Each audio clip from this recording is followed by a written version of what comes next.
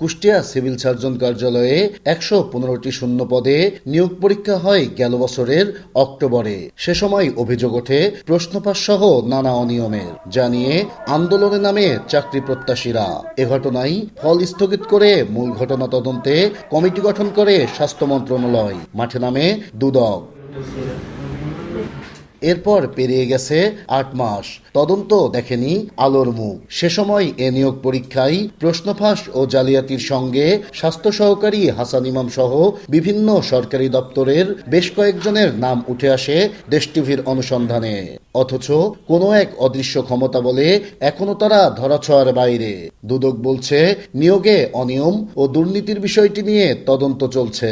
আমরা ফাঁস হয়ে যাওয়া প্রশ্নপত্রের কপি এবং অন্যান্য আনুষঙ্গিক জিনিসপত্র সংগ্রহ সরেজমিন পরিদর্শনে আমরা সেগুলো জব্দ করেছি। এই অনুসন্ধান শেষে সঠিকভাবে বলা যাবে যে কারা জড়িত এবং কিভাবে ক্রাইমটা ঘটেছে এবং আইনানুগ ব্যবস্থা গ্রহণ করা হবে। তবে তদন্তের দীর্ঘসূত্রিতাই ক্ষোভ বাড়ছে চাকরি প্রত্যাশীদের মাঝে।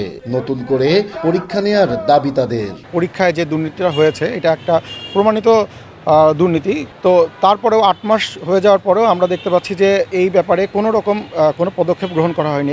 যেখানে প্রশ্নপত্র বিক্রি হলো, আগের রাত্রে পরীক্ষা নেওয়া হলো, যেটা কুষ্টিয়া সহ গোটা দেশব্যাপী সোশ্যাল মিডিয়াতে ব্যাপকভাবে উঠে এসেছিল। যে নিয়োগের অনিয়ম হয়েছে সেই নিয়োগ পদ্ধতিটা বা সেই নিয়োগ পরীক্ষাটা অবশ্যই বাতিল করা উচিত এবং নতুনভাবে আবার সার্কুলার দিয়ে যাতে এই নিয়োগটা দেওয়া যায় সেই ব্যবস্থা সরকার গ্রহণ করবে, এটা আমরা আশা করি। তদন্ত চলমান রয়েছে বলে পুরো বিষয়টি মন্ত্রণালয়ের ওপর ছেড়ে দেওয়ার কথা জানান জেলা সিভিল সার্জন। নিয়োগ সংক্রান্ত বিভিন্ন বিষয়ে উনি তৎকালীন এডিজি অ্যাডমিন স্বাস্থ্য অধিদপ্তর তাকে অবহিত করেছেন। গোয়েন্দা সংস্থাদের কিছু রিপোর্ট বিষয়েও এডিজি অ্যাডমিনকে বলেছেন। পরবর্তীতে তদন্ত কমিটি এটা তদন্ত জমা দিয়েছে। নিয়োগ বাণিজ্য ও প্রশ্নফাঁসের সাথে জড়িতদের আইনের আওতায় আনা সহ সেবা নিশ্চিতে দ্রুত শূন্য পদে নিয়োগের ব্যবস্থা করার দাবি কুষ্টিয়াবাসীর। নাহিদ হাসান তিতাস, দেশ টিভি, কুষ্টিয়া।